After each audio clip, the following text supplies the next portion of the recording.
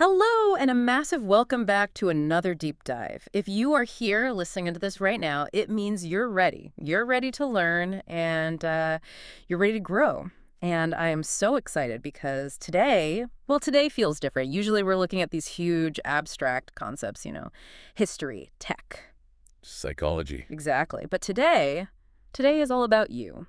Precisely. It's about your voice, and more importantly, it's about your confidence. Welcome to the session. We have a very serious agenda today. We are looking at episode 19, The Skill. And honestly, just looking at the research we've got here, this might be the most practical deep dive we have ever done. We're not just talking about grammar rules. We're talking about standing tall in a room full of people who are judging you. That is the reality. And as always, we operate under two simple rules here. First, connection, not perfection. We don't need you to be perfect. We just need you to be understood. If you obsess over perfection, you will simply never speak. Second, the 3-second rule. The 3-second rule. Okay, let's unpack that right at the start because it comes up again and again in the research. What is it? It's biology, really. When someone asks you a question, your brain has a window, roughly 3 seconds. If you respond within that window, you look confident. You sound fluent. But if you think for too long, if you're translating in your head, checking your grammar, worrying, the window closes. And that's when the awkwardness starts. Exactly. Yeah. The silence becomes heavy. The other person assumes you don't know the answer. So our mission today is to train your brain to react inside that 3-second window. And that brings us perfectly to the hook for today's session. I want everyone listening to visualize this. If you're in a safe place, maybe close your eyes for a second. Picture this very specific scene. You're sitting in a chair. It's a bit too hard, a bit uncomfortable. The room is cold. Across the desk from you is a boss, a hiring manager. This is it. The job interview. Oh, I know that feeling. My palms are getting sweaty just thinking about it. You want this job so badly. The boss looks down at your CV, adjusts his glasses, then he looks up at you with these cold, analyzing eyes, and he asks a direct question. Do you drive? And then another. Do you speak Spanish? And inside, your brain is just screaming, yes. Right. You want to say, yes, I drive, and I'm great at it. Or, yes, I speak Spanish, but you just freeze. You're terrified of using the wrong word. Precisely. And here is the hard truth we found in our research for today. Ability is power. But if you cannot explain your skills, you do not have them. Whoa, say that again. That's a heavy thought. If you cannot explain your skills, you do not have them. If you can't tell that boss what you can do clearly and quickly, you might as well have stayed at home. So, okay. Our mission today is to fix that. We are going to unlock the potential of one tiny, tiny verb, a 3-letter word that changes everything. The verb can, C-A-N. It is a small word, but the linguists in our source material, they call it a rebel. I love that. A rebel verb. Why a rebel? Is it difficult? Paradoxically, no. It's a rebel because it breaks all the complicated rules that make English so frustrating for learners. Think about normal English verbs. They're needy. They need to, they need ing, they need an S at the end. Can just ignores all of that. So it's independent. It stands alone. And because it breaks the rules, it's actually the easiest verb in the book. But our brains are trained to follow rules, so we try to force can into a box where it just doesn't fit. And that's where the mistakes happen. Okay, so let's break down the logic of can. The research points to 2 specific rules we need to get right. Correct. Let's start with the first one. Rule number 1, no to. No to.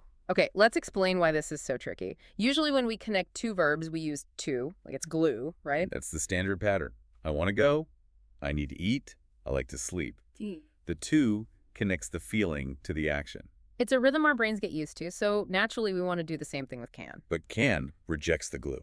It pushes the next verb right up against it. You must never put to after can. So if I say I can to swim, painfully wrong. It sounds like a machine translation. Or just like you have 0 confidence. Okay, so the correct version is just I can swim. Direct. Exactly. I can swim. Let's practice this right now. We're going to build a repetition loop. This is how we rewire the brain. I'll say the correct phrase. Then there will be a moment of silence. I want you, the listener, to say it out loud. Don't just think it. Use your voice. Say it. Okay, here's the phrase. No to. I can swim. Did you say it? I can swim. Feel how direct that is. Good. Let's move to rule number 2.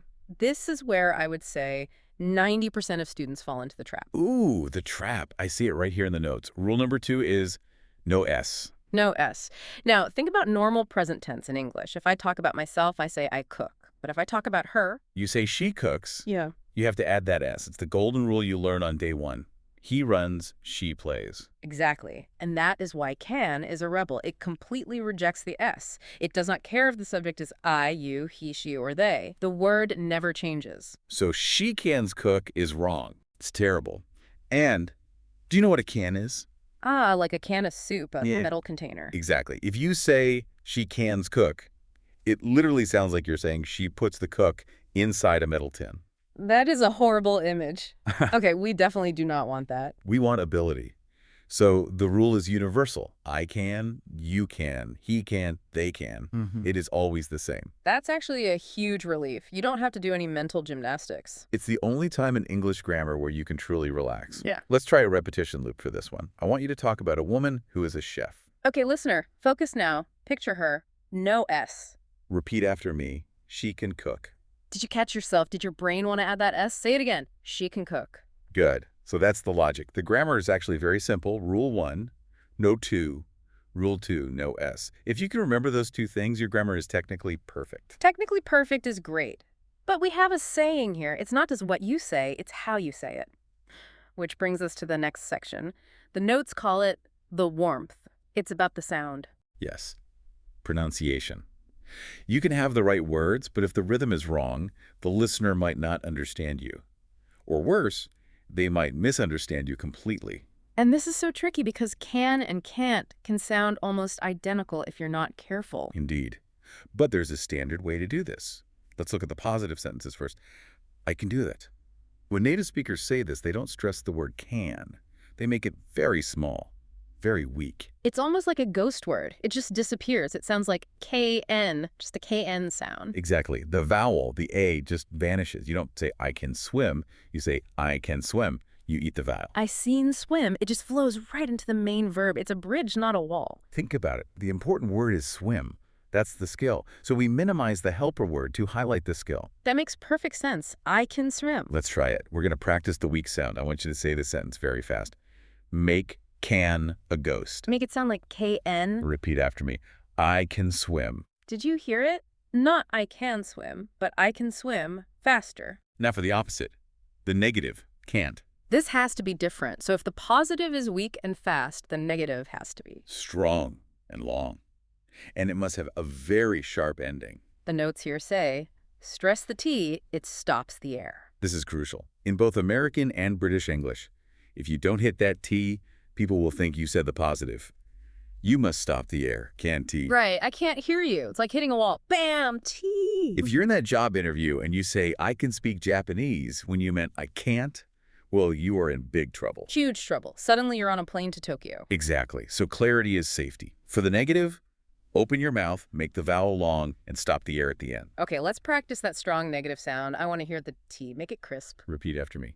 You're frustrated. I can't hear you. I can't hear you. I felt that stop. Did you? Excellent. Now, we have the logic and we have the sound. We have arrived at the most important part of this deep dive. I know what time it is. It's time for the drill. Active practice. No more theory. Now we work. Okay, remind everyone of the rules for the drill. This is where we really start to sweat. The 3-second rule is now active. I will give you a prompt. You have 3 seconds to respond aloud. If you wait longer, in the real world, the conversation has moved on. You missed your chance. Speed is key. Don't worry about being perfect. Just get the structure out. I will act as the interviewer. I'll give you the prompt and tell you if it is yes for positive or no for negative. You build the sentence. Are you ready, listener? Deep breath. Let's do this. Scenario 1. Back in the interview, the prompt is, drive a car. The condition is, yes, go. 3 seconds. The answer is, I can drive. Good. And did you use the weak sound? I can drive. Scenario 2. Languages. The prompt is, speak Japanese. The condition, no. Make it strong, go. Clock's ticking. The answer is, I can't speak Japanese. Did you hit that T? I can't. It has to be strong. If not, say it again right now. Scenario 3. Yeah? Switching it up. We're talking about your friend, a third person. The prompt, cook. Condition, yes. Careful with the yes, go. 2. The answer is, he can cook. Or she can cook, but the important thing is, No S. If you said, he can cook, you failed the drill. But that is fine. Connection, not perfection. Reset. Try again. He can cook. okay, let's keep going. We need to burn this into our brains. Agreed. Scenario 4. Music, prompt, play guitar, condition. Yes, go.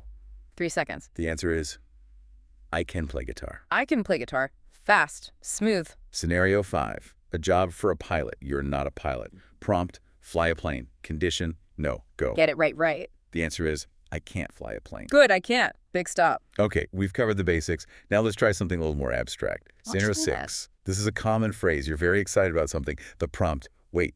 The condition, no, you're too excited, go. Think about it. The answer is, I can't wait. I can't wait. I love that one. It's so useful. Perfect for when you're looking forward to something. Final scenario, number 7. This is the ultimate question. The prompt is, do this. The condition, yes, go. I got this. The answer is, I can do this. I can do this. Wow, I feel like we just ran a marathon. That was intense. It was necessary. That pressure, that rapid fire, that is what helps the brain remember. When you're under pressure, you stop translating from your native language and you start reacting in English. That's the goal. Reacting, not translating. It moves the knowledge from your head to your mouth. Precisely. We have stripped away the bad habits, the to and the s. We have built the new sounds, the weak cn, and the strong can't. And we proved that you, the listener, you are capable. That's the biggest takeaway for me. You know your skills. You have the ability, now you have the language to match it, Hmm. but listening is not enough. Oh, I know what's coming next. It's never enough. Homework. And it is non-negotiable. I love non-negotiable homework. What's the task? You must use these 3 sentences in a real conversation today. Or, if you're alone, you must do mirror practice. Mirror practice. Tell us more. You stand in front of a mirror. You look yourself directly in the eyes. That eye contact is vital for confidence. And you say 3 things you can actually do. So, like, I can drive, I can speak English, I can cook. Exactly. Say them until they feel boring. Say them until the rhythm I see feels totally natural. When it feels boring, you have mastered it. I love that. Boredom is mastery. If it's exciting, you're still learning.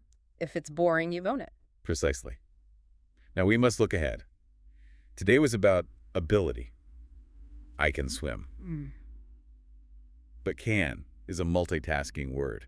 It does more than just talk about skills. That's right. We use it all the time for other things. When I go to a cafe, I don't say I have the ability to drink coffee. No, you say, can I have a coffee? Or can you help me? Exactly. We use it to get what we want, to be polite, to ask for favors. And that's a completely different skill set. It's a whole new world of social English, less about the job interview, more about the dinner party. And that is where we will go next. Episode 20 is titled, The Request. I can't wait. See what I did there? I can't wait. Very good. You stress the T, you stop the air, you're learning. Thank you, everyone, for listening to this deep dive. You're doing great work. Keep practicing, and remember, connection, not perfection. Use your skills. Speak with power. We will see you in the next session. Bye for now.